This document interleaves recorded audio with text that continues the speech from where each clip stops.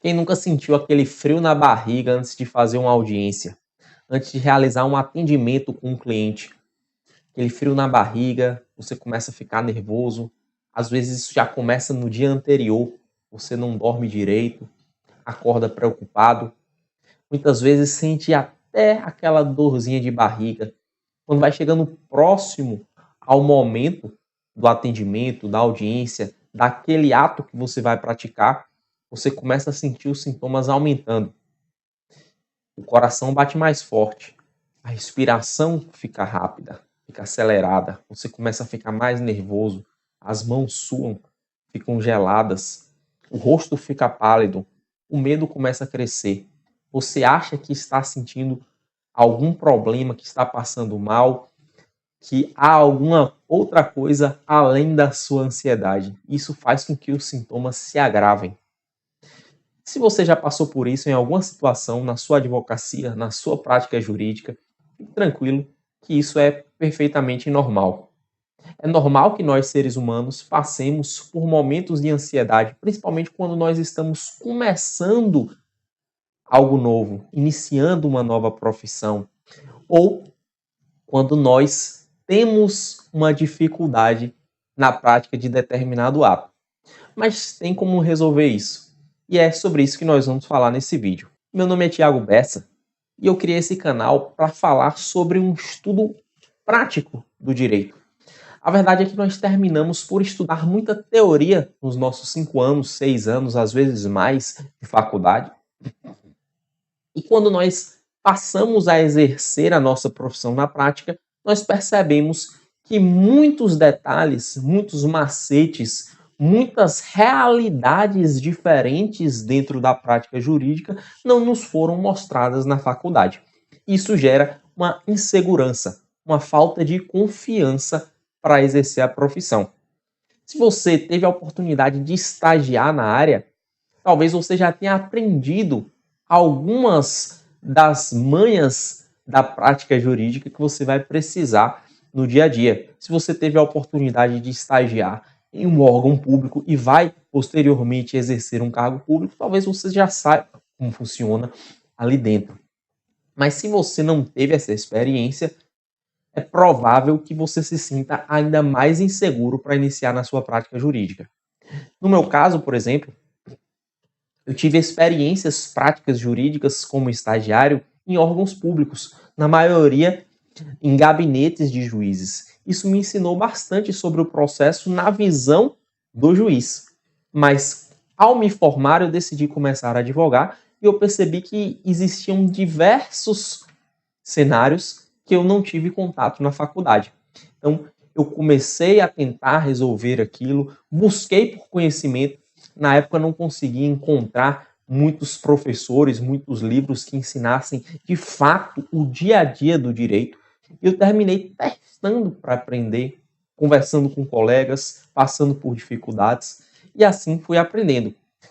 Com esse primeiro contato com a advocacia, eu percebi que não bastava a teoria, que era necessário conhecer como funcionava na prática o processo, o dia a dia do fórum, o dia a dia das audiências, como é que funcionavam as diligências, como fazer para movimentar um processo, como utilizar os sistemas judiciais da perspectiva do advogado para peticionar, para protocolar uma petição, para fazer um pedido de sustentação oral.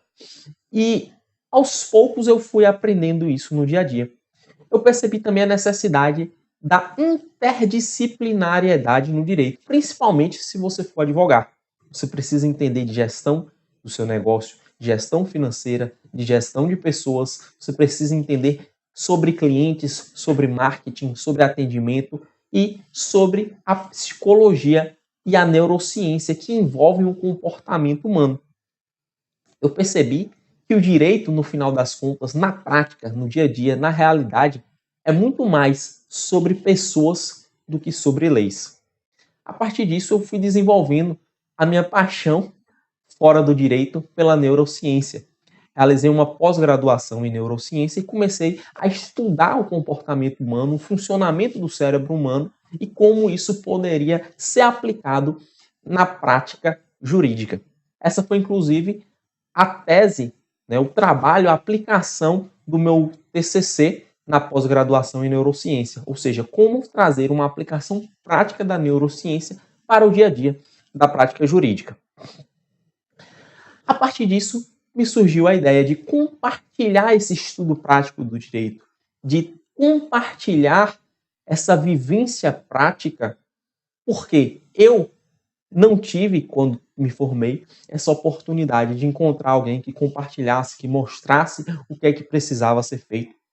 E eu gostaria de poder compartilhar isso para que eu possa ajudar aqueles que passaram ou estão passando por situações como as que eu passei. Com base nisso, eu comecei esse canal e se você está iniciando a sua prática jurídica, se você vivencia a prática jurídica, eu já te faço o convite.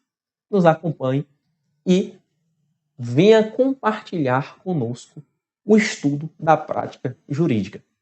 Voltando ao tema do nosso vídeo, nós falaremos hoje sobre o nervosismo, o medo para praticar determinados atos no dia a dia jurídico. Esse medo é comumente associado a audiências, a atendimento de clientes, a sustentações orais, porque justamente esses atos são aqueles que nos causam maior medo. Porque um dos maiores medos do ser humano é o medo de passar vergonha em público.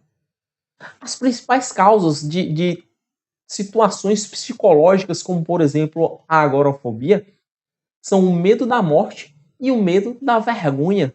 O medo de passar vergonha em público. Agora percebam o comparativo que nós acabamos de fazer. O medo da morte está sendo comparado ao medo de passar vergonha em público. Vejam o tamanho da importância que nós, seres humanos, damos para não passar vergonha em público. E justamente por esse medo, nós terminamos aumentando a nossa ansiedade, aumentando o nosso estresse, quando nós nos submeteremos a atos em que possivelmente sofreremos um julgamento de outras pessoas que estão ali presentes. Antes que nós comecemos a tratar aqui sobre formas que nós podemos utilizar para diminuir esse medo, para superar esse medo, nós precisamos entender o que é o medo, o que é a ansiedade. Inicialmente, nós precisamos distinguir. O medo e a ansiedade são emoções diferentes. Contudo, elas apresentam sintomas muito semelhantes e os mecanismos cerebrais envolvidos no processamento dessas duas emoções são muito semelhantes. E devo dizer, aquilo que nós falaremos aqui que pode nos ajudar a superar o medo de determinadas situações, poderá também nos ajudar a superar a ansiedade, porque a ansiedade, conforme definição do dicionário, termina por ser um medo de algo que ainda não aconteceu, a antecipação de possíveis cenários futuros, mas uma antecipação que nos gera alarme pelo medo, a insegurança daquilo que está por vir e que não é conhecido. Por que nós, seres humanos, sentimos medo? Por que nós sentimos todos esses sintomas sobre os quais falamos logo no início desse vídeo? O medo, como qualquer outra emoção, é uma adaptação do seu organismo. Ou seja, é uma tentativa do seu organismo de desenvolver um comportamento adaptativo. Ou seja, um comportamento que facilite a sua adaptação ao ambiente ao qual você foi submetido. Vejam que é um mecanismo que visa a sobrevivência, assim como a maioria dos mecanismos que nós temos no nosso corpo. Agora nós precisamos pensar que o nosso corpo, a nossa fisiologia, foi desenvolvida ao longo de milhares, milhões de anos. E, portanto, muitos dos mecanismos que estão presentes no nosso corpo hoje foram desenvolvidos em cenários diferentes daqueles que nós vivemos hoje. Por exemplo, eu convido a vocês a fazer uma análise. Será que a resposta de medo que nós temos hoje diante de uma audiência tem a mesma repercussão, tem a mesma aplicabilidade do que uma resposta de medo em frente a um animal selvagem que viesse a nos atacar. Imaginem que são cenários diferentes, mas o nosso corpo não necessariamente vai conseguir fazer essa diferenciação e agir de forma racional. Imagine o seguinte, o medo, de um modo geral, vai desencadear uma resposta no nosso organismo que é chamada de mecanismo de luta ou fuga. Mecanismo de luta ou fuga. Ou seja, o seu organismo identificou uma ameaça.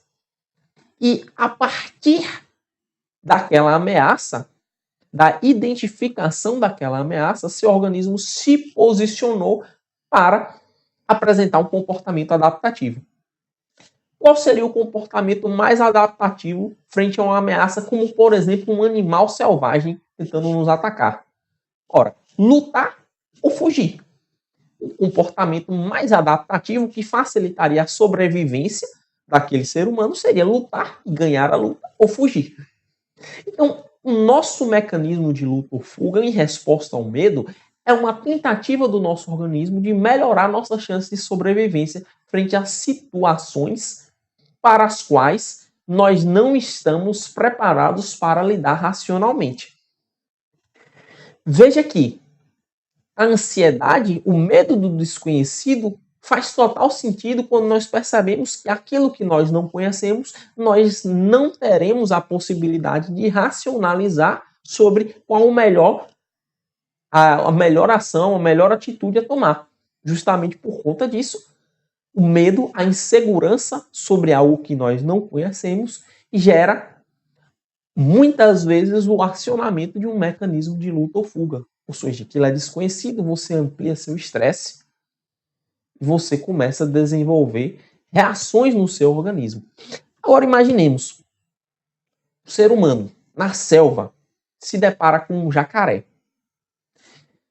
O ser humano está ali, Joãozinho, vamos batizá-lo assim, está ali bebendo água numa antiga selva na qual ele vivia, bebendo água de um rio, quando de repente, pam, ele percebe que sai da água um jacaré enorme que vai tentar atacá-lo. Qual é o comportamento que provavelmente Joãozinho precisará adotar? Ou ele vai fugir, ou ele vai tentar de alguma forma atacar aquele jacaré. Pois bem, identificando isso, o que é que seu organismo vai fazer? Ele vai aumentar o seu cortisol, que é por nós também conhecido muitas vezes como hormônio do estresse. Veja que o aumento do cortisol vai aumentar a energia no seu sangue, colocando assim em termos leigos. Ou seja, o aumento do cortisol, o aumento da adrenalina que vem em conjunto vão facilitar uma resposta mais rápida, uma resposta mais enérgica, que vai facilitar a fuga ou a luta contra aquele jacaré. Vejam que o consumo de energia causado pelo estresse, naquela circunstância, é adaptativa. Mas suponhamos que nós sejamos submetidos a uma situação de estresse prolongada. Nós passaremos por um gasto de energia também de forma prolongada. E isso, que nós chamamos de estresse crônico, é o que vem atingindo centenas de pessoas, milhares de pessoas, milhões de pessoas na era moderna. Porque nós muitas vezes vivemos em uma vida que nos submete a um estresse constante. Mas esse mecanismo de reação de estresse com um aumento do gasto de energia é adaptativo quando nós estamos diante de uma situação que nós precisamos fugir. Mas não é adaptativo quando nós mantemos isso por período prolongado. Vocês percebem como funciona o nosso mecanismo e por que ele pode ser adaptativo ou não ser adaptativo? Agora vamos além. Seu organismo, precisando fugir do jacaré, vai precisar de mais energia. E como eu posso levar essa energia para as minhas células, para que elas possam reagir de forma mais adequada? Primeiro, eu preciso aumentar a minha respiração. Se uma das minhas fontes de energia é o oxigênio, aumentar a respiração vai fazer com que meu organismo absorva mais oxigênio, portanto eu terei mais energia disponível para utilizar na minha fuga. Ou seja, eu aumento a minha respiração. Eu acelero a minha respiração. Porém, eu preciso também levar esse oxigênio que está sendo introduzido no meu organismo pela respiração à minha célula. E como eu faço isso? Pelo sangue. Ora, para levar mais sangue à célula de forma mais rápida, eu preciso de um batimento cardíaco mais acelerado. Vocês percebem? Então eu acelero a minha respiração, eu acelero o meu batimento cardíaco, e agora o que eu preciso fazer? Eu preciso direcionar o meu fluxo sanguíneo para os músculos que provavelmente serão mais usados em uma situação de luta ou fuga. Que músculos são esses? Normalmente as pernas para fugir, talvez os grandes músculos dos braços para que nós possamos nos defender. E para que eu faça esse direcionamento do sangue para os músculos que necessitam da utilização dessa energia, eu preciso muitas vezes deixar de lado momentaneamente a irrigação sanguínea de partes do meu corpo que não vão ser utilizadas na minha fuga. Ora, se eu diminuo o fluxo sanguíneo, por exemplo, no meu rosto, para que eu vou usar meu rosto numa luta ou fuga? Se eu diminuo o fluxo sanguíneo no meu rosto, o que é que eu terei? Palidez. E assim, vocês podem perceber que os sintomas que nós falamos no início do vídeo, na verdade, são uma reação do seu organismo tentando se adaptar ao identificar o que ele acredita ser uma ameaça. Percebam, se eu acabei de comer, eu estou mais pesado. Eu tenho dois problemas. O primeiro problema é que a digestão demanda um fluxo sanguíneo altíssimo. Por isso que nós temos sono depois do almoço. Quem nunca sentiu aquele sono depois de comer uma feijoada no almoço? Por quê? Porque o fluxo sanguíneo é direcionado para o aparelho digestivo e você diminui o fluxo sanguíneo, por exemplo, no seu cérebro, causando um efeito de letargia. Você fica mais lento, você fica sonolento, porque o seu fluxo sanguíneo está direcionado para levar energia para o seu processo digestório. Agora percebam, se eu estou fugindo de um jacaré, tudo que eu não quero é levar energia para o meu processo digestório. E um outro problema, eu estou também mais pesado porque eu estou carregando aquela feijoada na minha barriga. O que que seu organismo vai pensar? Eu não tenho condição de digerir alimento agora, eu tenho primeiro que sobreviver. O que ele vai pensar? Vou expelir esse alimento que está no meu trato digestivo, que está no meu aparelho ali para ser digerido. Mas vamos acelerar isso aqui, não precisa digerir direitinho, não, libera logo, libera logo. E aí vem aquela conhecida dor de barriga, quando nós estamos diante de uma situação de medo. Vejam que todos aqueles sintomas que nós falamos no início do vídeo, que talvez você já tenha sentido fazendo audiência, atendendo um cliente, fazendo uma sustentação oral, até mesmo falando em público, são, na verdade, uma reação do seu organismo tentando se adaptar a um cenário. Acontece que é uma reação que muitas das vezes não vai proporcionar uma adaptação adequada. Por que eu digo muitas vezes? É preciso tomar cuidado e eu já adianto para vocês que se você se sente ansioso, em certa medida, para fazer uma audiência, para fazer um atendimento, isso, em certo grau, é bom. Tiago, você está falando aqui um monte de sintoma negativo, como é que você agora quer me dizer que a ansiedade pode ser algo bom? Já existem estudos científicos que demonstram que existe um grau ótimo de ansiedade a depender da situação. Como assim, Tiago? Vamos lá com calma. A sua ansiedade vai levar a liberações hormonais e a respostas fisiológicas no seu organismo. E em um certo grau, essas respostas vão causar, por exemplo, o aumento da sua atenção.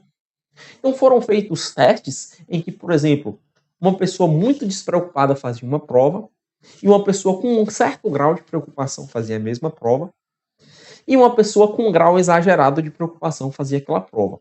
Então, testando esses cenários, os pesquisadores chegaram à conclusão que se você está com um grau de ansiedade e de estresse muito baixo, provavelmente você vai ficar desatento e seu rendimento vai diminuir. Contudo, se você tem um grau de estresse que é muito elevado, você passa o limite, você começa a ter sintomas negativos, aquilo ali começa a te prejudicar. Então, o ideal é que você não tenha Não é que você não tem ansiedade, é que você mantém a sua ansiedade num nível que não ultrapasse um limite que começa a te causar consequências que impossibilitem a sua ação. Primeira coisa que nós precisamos entender é isso. Se você está em uma situação nova, é natural que você sinta ansiedade, e essa ansiedade, inclusive, pode te ajudar. O que nós temos que tomar cuidado é para não exagerar na ansiedade ao nível que isso se torne prejudicial. Bom, Tiago, como é que eu faço isso? Antes disso, eu queria alertar vocês sobre o que não fazer e os riscos de não controlar essa ansiedade. Quando essa ansiedade, esse medo, essa reação chega a um patamar muito elevado, e vejam que eu estou falando de ansiedade e medo, muito embora não sejam as mesmas coisas, mas é um cenário em que eles apresentam uma resposta fisiológica parecida e podem se apresentar, inclusive, conjuntamente nesses dois cenários que nós falamos aqui sobre audiências, sustentações orais e atendimentos a cliente. E essa reação de ansiedade, se chega a um nível muito elevado, pode gerar o que nós, na psicologia, chamamos de ataque de pânico. O que nós, no senso comum, terminamos por chamar de crise de ansiedade. Você chega a um ponto em que você se torna praticamente inoperante, você fica com a crise ali, você se sente com medo, você trava, você congela, como nós falamos no dia a dia, sua respiração acelerada, batimento acelerado, você acha que está tendo um infarto, e você chega a um ponto que trava. Então isso nós chamamos de ataque de pânico. E esse ataque de pânico é uma reação desadaptativa da sua ansiedade. Vejam que se esse ataque de pânico não for controlado e cuidado adequadamente, isso pode gerar consequências mais graves, por exemplo, uma agorafobia. O que é uma agorafobia? É um problema psicológico que faz com que a pessoa tenha medo de se submeter a determinados ambientes sociais. Vamos citar um exemplo aqui. Uma pessoa vai a uma audiência. A ansiedade sobe. Ela tem um ataque de pânico. Ela começa a achar que está passando mal, que está tendo um infarto, e ela foge da audiência. Ela não participa da audiência. Veja que se você foge daquela situação que seu organismo estava entendendo que era perigosa, você está dando uma confirmação para o seu organismo. Olha, aquilo ali realmente é perigoso. Se ele fugiu, realmente, agora eu confirmo que aquilo ali é perigoso. Mas veja-se que, uma vez que seu organismo identificou aquela situação como uma situação perigosa, é provável que na próxima vez que você vá fazer uma audiência, você comece a sentir sintomas de ansiedade e de ataque de pânico novamente. E aí você possivelmente vai evitar novamente ir àquela audiência. Se isso começa a se repetir, você entra no que nós chamamos de ciclo de feedback positivo. Cada vez que você foge daquela situação, você aumenta o medo que você tem daquela situação. Cada vez que você aumenta o medo, você quer mais fugir daquela situação e se agravam os sintomas que você sente naquela situação. Isso começa a se agravar, até o tempo que isso pode engessar a sua advocacia. Veja que eu estou falando aqui de um problema psicológico mais sério, que vai atingir uma parte das pessoas, mas não vai atingir todas as pessoas. Pessoal, psicologia não é brincadeira. A nossa cabeça não é brincadeira. E nós temos que tomar cuidado com a nossa saúde mental. Então, o que é que eu recomendo? Se você está passando por uma situação em que você tem sintomas mais sérios, mais graves, se você chegou a se aproximar ou a efetivamente ter um ataque de pânico, ou se você já está num ponto de evitar aquela situação com sintomas do que poderia ser uma agorafobia ou uma outra situação psicológica, eu recomendo que você procure o profissional, que é o psicólogo adequado para tratar esse problema. Isso não é vergonha nenhuma. Se nós pegamos uma gripe, nós tomamos remédio.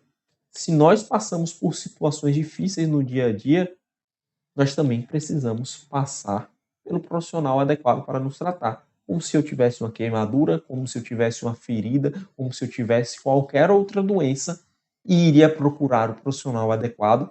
Nesse caso, também é interessante, é recomendável e é muitas vezes necessário que você procure um profissional adequado. Agora, eu falo isso para aqueles que consideram que de fato essa ansiedade está sendo desadaptativa, não está conseguindo lidar com ela sozinho e vai procurar o profissional. Se você não está nessa situação tão grave, mas você também quer procurar um profissional, mal eu acredito que não vai fazer. E se o profissional entender que você não precisa de um tratamento psicológico, um bom profissional, um profissional ético, com certeza vai te falar. Agora, superado esse ponto, o que é que eu gostaria de falar com vocês?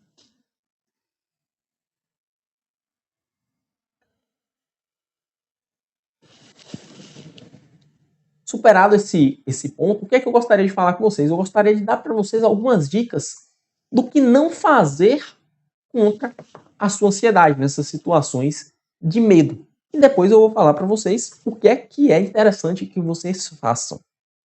Bom, primeiramente, o que não fazer. Você não pode tentar lutar contra o seu sentimento de ansiedade. Tentar de parar de pensar na situação de perigo.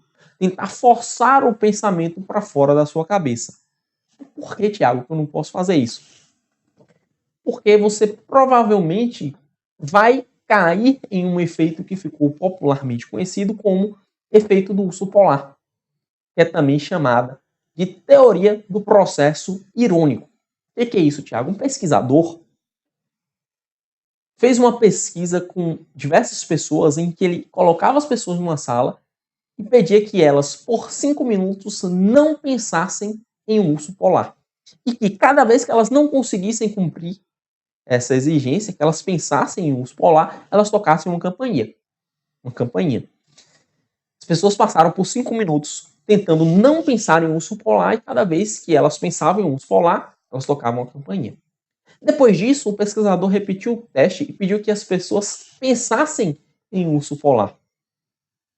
E a conclusão a qual ele chegou é que quando as pessoas tentavam não pensar em um urso polar, elas pensavam mais em um urso polar do que quando elas tentavam pensar em um urso polar. Perceba que quanto mais você tentava não pensar no urso polar, mais você pensava no urso polar. Essa ideia foi batizada de teoria do processo irônico. E ela mostra que tentar não pensar em algo não nos ajuda, pelo contrário, quanto mais você tenta não pensar em algo, mais você vai pensar naquilo. Quanto mais você tentar, não fique ansioso, não fique ansioso, não fique ansioso, não fique ansioso, não fique nervoso, não fique nervoso, não fique nervoso, provavelmente mais nervoso você vai ficar. Como é que eu posso solucionar isso? Bom, aí eu quero dizer para vocês o que é que você pode fazer para colocar a sua ansiedade em um nível adaptativo, evitar situações desadaptativas em decorrência da sua ansiedade e para que você consiga utilizar, inclusive, essa ansiedade ao seu favor. Primeiro ponto, eu vou passar para vocês uma técnica que é utilizada com base na ciência, que tem comprovação científica. E é uma técnica milenar, uma técnica muito antiga. Que técnica é essa, Tiago? A respiração. Pô, Tiago, como assim a respiração? Aí vai vir com balela de coach, de não sei o quê. Bom, se você não está acreditando no que eu estou dizendo, eu vou te dar aqui dados científicos explicando como isso funciona fisiologicamente no seu organismo. O que é que acontece? Nosso sistema nervoso, nosso funcionamento neurológico tem dois sistemas de resposta. Esses sistemas são chamados de top-down, ou seja, de cima para baixo, e down-top, ou seja, de baixo para cima. Top-down, de cima para baixo, down-top, de baixo para cima. O que é uma resposta top-down? É uma resposta que se inicia no seu sistema nervoso central, ou seja, dentro da sua cabeça, e se espalha dali para o seu sistema nervoso periférico, ou seja, suas extremidades, seus órgãos, seu corpo. O medo que nós citamos no início do vídeo é um exemplo de reação top-down. Você identifica algo como uma ameaça, você inicia na sua cabeça a ideia de que há uma situação de perigo e a partir disso você começa a ter consequências fisiológicas no seu corpo. Consequências essas que nós já falamos aqui.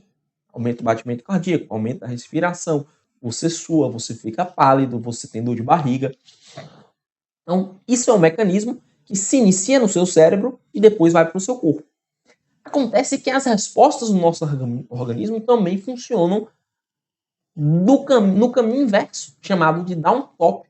Ou seja, você pode iniciar reações no seu sistema nervoso periférico e essa reação vir para o seu sistema nervoso central.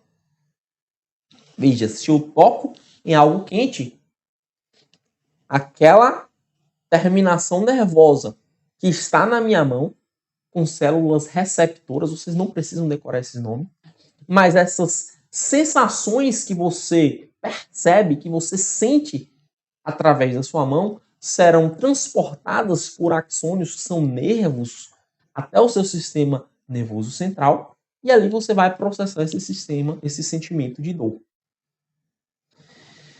Bom, e o que é que a respiração tem a ver com essa história? Percebam que se uma situação de medo faz com que a minha respiração aumente, down, o contrário também funciona. Se eu baixo a minha respiração, ou seja, eu respiro de forma mais devagar, mais profunda, de forma mais calma, essa reação down faz com que o meu sistema top também entenda que não há ameaça. Percebem? Ou seja, se eu conscientemente começo a respirar de forma mais calma, respiro de forma profunda, solto o ar de forma profunda, a tendência é que eu consiga, pelo menos parcialmente, controlar aquela reação que está acontecendo dentro da minha cabeça. Pô, Thiago, isso é milagre? Claro que não é milagre. Isso vai te ajudar a lidar com aquela situação. Mas como eu disse, a reação vai continuar acontecendo na sua mente e se for uma reação muito forte, você não vai conseguir controlar só com a sua respiração. Se for uma reação mais forte ainda, talvez você precise do acompanhamento de um profissional para te guiar na solução daquele problema. Bom, essa é a única ferramenta que eu posso dar para vocês? Não. Existe outra ferramenta que é eficaz para formar aquilo que eu chamei com vocês de agorafobia, que é algo ruim, em consequência da sua ansiedade, mas também é eficaz para que você combata problemas relacionados à sua ansiedade. Como assim, Thiago? Veja bem, o que é um ciclo de feedback positivo? Como eu disse para vocês, é um ciclo em que há uma retroalimentação. Vamos dar um exemplo. Eu bebo. Tomo cachaça a noite toda, farra, pá, acordo morrendo de ressaca.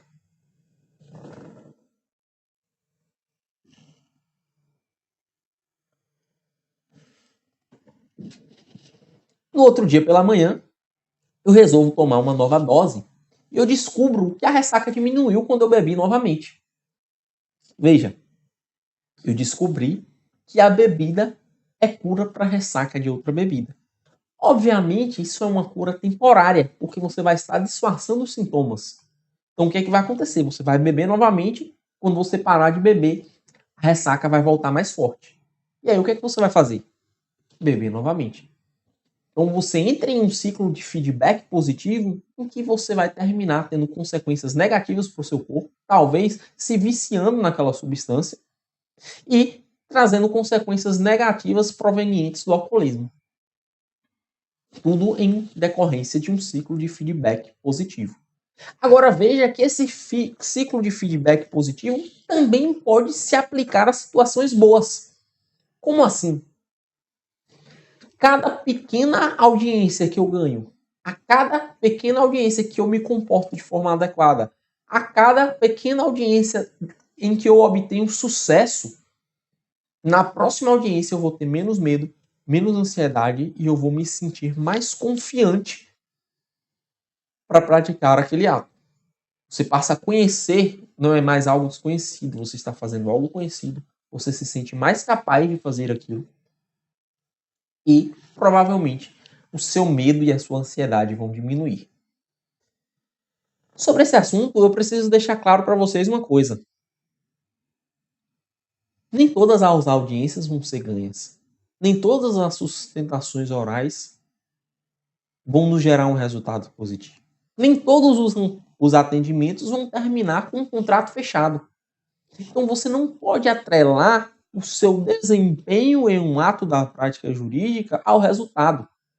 Isso me lembra um estudo que foi feito por uma pesquisadora na Universidade de Stanford, uma pesquisadora renomadíssima, que deu origem a um livro chamado Mindset.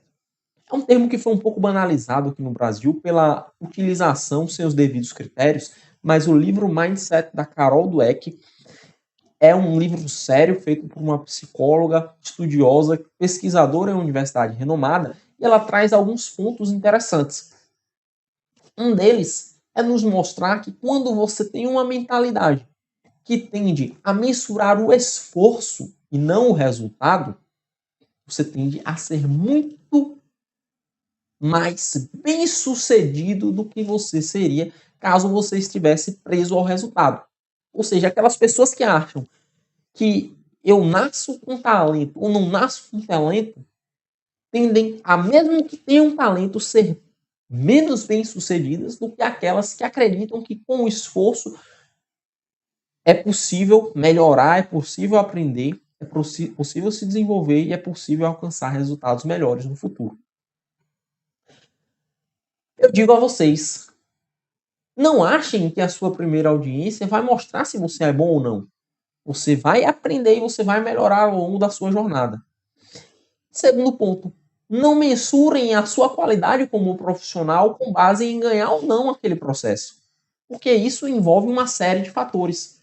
Então aprenda a se sentir feliz com as suas pequenas conquistas. Você fez a sua audiência, você fez as perguntas que você tinha que fazer. Se isso gerar um resultado positivo, satisfatório, no sentido de uma procedência naquela ação, ótimo. Se não, você fez a sua parte, você fez o seu trabalho, e na próxima você vai fazer novamente. E do mesmo jeito que nem sempre você ganha, nem sempre também você perde. Se hoje você perdeu, amanhã você pode ganhar. Estatisticamente, algum dia você vai ganhar. Da mesma forma que se hoje você ganhou, estatisticamente algum dia você vai perder. Então, não vale a pena se prender ao resultado da audiência, do atendimento, do que quer que seja. Mas sim parar e analisar e ver, olha, eu consegui, eu terminei a audiência, eu fiz as perguntas, eu fiz aquilo que eu devia fazer. E na próxima eu vou ser ainda melhor, porque eu vou vir mais confiante, eu vou vir com um aprendizado a mais. E esse ciclo de feedback positivo vai ajudar no seu medo, na sua ansiedade, vai ajudar a formar um bom profissional. Outra recomendação que eu daria para vocês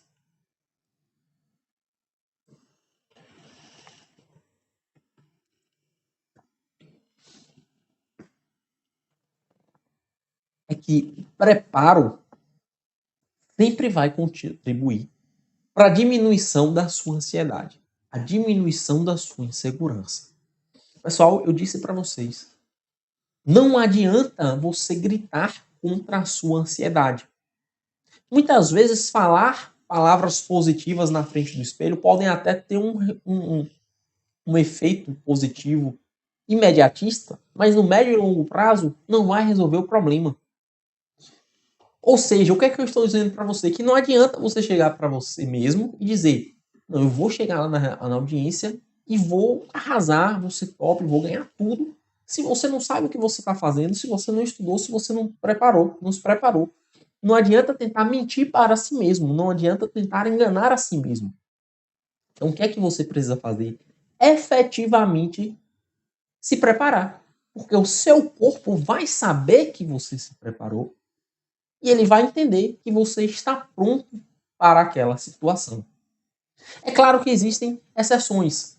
Existe um efeito conhecido como o efeito Dunning-Kruger, que diz que quanto mais a pessoa, em alguns casos, quanto mais a pessoa não sabe, mais ela acha que sabe. Isso faz com que pessoas com pouco conhecimento sejam muito mais confiantes do que pessoas que têm conhecimento. Vejam que ironia.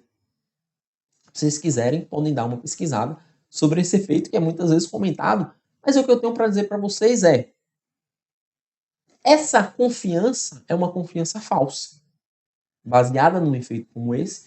E lembrem que eu falei do ciclo de feedback positivo. Se você vai para uma situação com a confiança em algo que não é sólido, que não é firme, e você quebra a cara lá na frente, você percebe que você não atuou da maneira adequada, você percebe que você causou um prejuízo ao cliente, que você causou um prejuízo a si mesmo, por conta da falta de preparação, essa confiança tende a se quebrar. Então, o que eu recomendo? Efetivamente se prepare. Efetivamente estude o processo. Efetivamente estude as normas referentes ao caso que você vai fazer.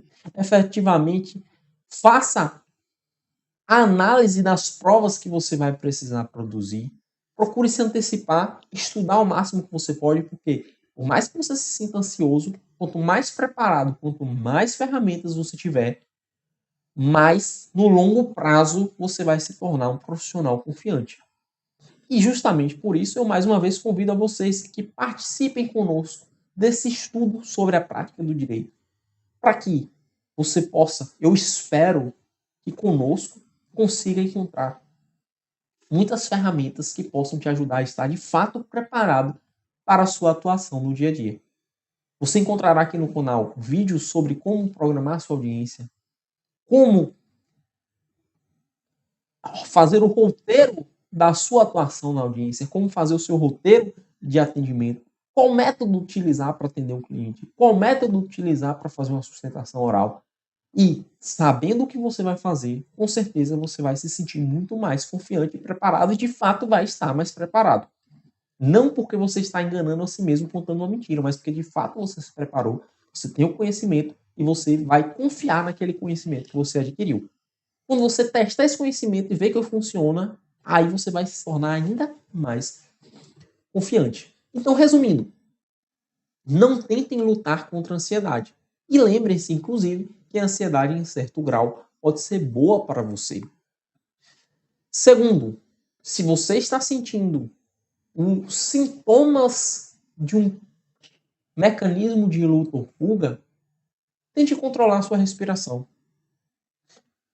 Terceiro, tente estar o máximo possível preparado, estudar o que você vai fazer, desenvolver ferramentas que vão te auxiliar no seu processo. Quarto, dê pequenos passos e reconheça o seu esforço e a sua evolução. Assim você vai se tornar mais confiante. E cinco, se você identifica que você está numa situação mais grave, que você não está conseguindo lidar com a sua ansiedade sozinho, não tenha vergonha. Procure um profissional. Então, mais uma vez, eu convido vocês a seguir o canal, nos acompanhar e compartilhar conosco esse estudo prático do direito que vai trazer para você muitas ferramentas que poderão, com certeza, ser utilizadas no seu cotidiano de prática jurídica e vão melhorar a sua confiança e a sua segurança na sua atuação profissional. Meu nome é Thiago Bessa e sejam bem-vindos ao canal.